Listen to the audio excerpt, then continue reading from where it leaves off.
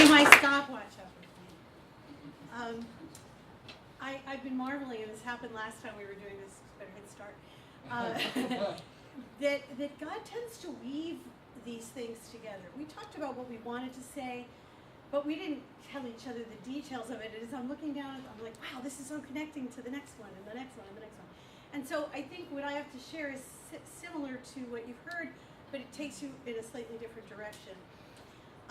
Last summer when I was in Hungary, many of you know that I teach over at a summer program every 2 years. And there was a fantastic pianist. She was an accompanist at Curtis. She was getting her doctorate at Eastman.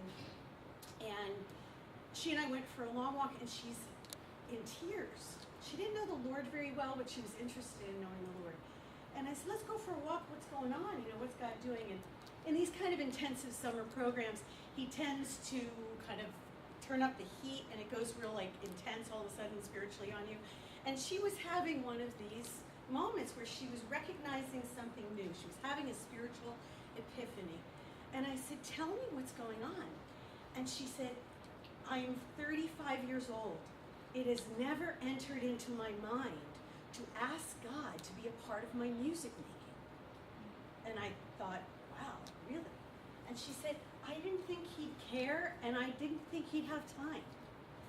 And it really made me take a step back and think about how much I do think about God in my music making, and how unusual that is in the world. And why I got to that point is because of everything you've already heard.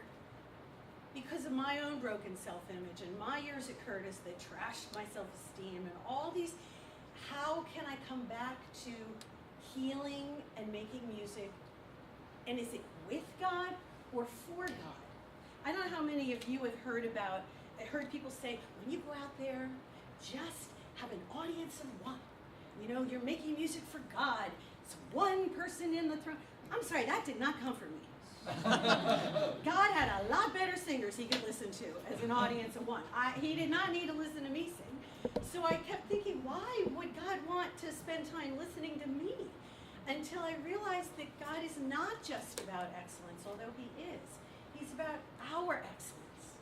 He's not about us becoming the best person of music that exists. He's about us becoming the best that we can be. And anybody who's walked with Jesus long enough to know, you can't get there by yourself. You can't get to best of yourself alone, ever. So one day, I was standing outside of an Amadeus concert, terrified, maybe 6 years ago. And I'm praying, God, I just want to be an audience of one, and just let it be you.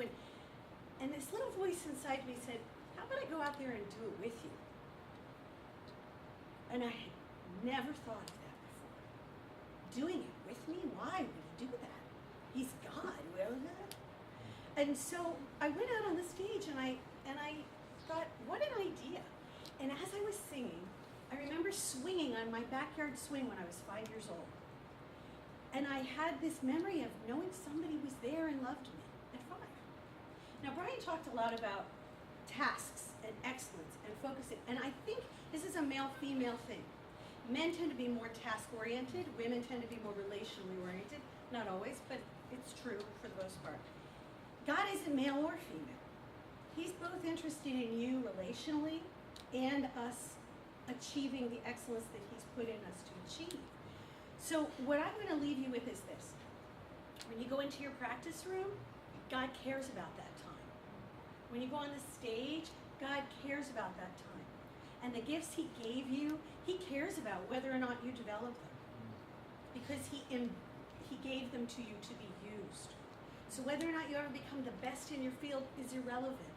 What you're trying to do is become the best you can be to honor and glorify him, so that he can be reflected in this world a little bit better. Sorry.